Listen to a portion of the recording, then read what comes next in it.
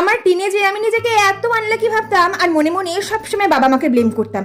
অয়েলে acne prone skin, hyperpigmentation, open pores, ভগবান কি বাবা মায়ের সমস্ত স্কিন প্রবলেম আমাকেই দিয়ে দিল। এক সময়ের এরকম আনইভেন স্কিন থেকে আজকের এই স্কিনটাতে আসতে আমাকে অনেক কষ্ট করতে হয়েছে, বাট স্কিন কেয়ার করলে আর একটু পেশেন্স হলে নিশ্চয়ই হবে।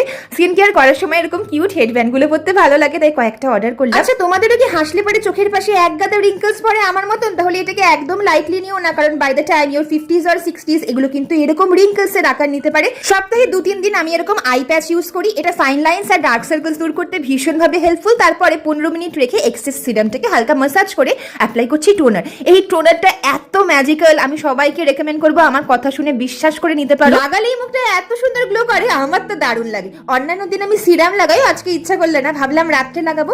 নাইটকে রুটিন লাগলে অবশ্যই একটা কমেন্ট করো, আর ভীষণ মাস্ট সানস্ক্রিন অবশ্যই লাগাবে। ভিডিওটা কেমন লাগলো, হেল্পফুল লাগলে লাইক শেয়ার সাবস্ক্রাইব করো আর একটু কমেন্ট করে জানিও।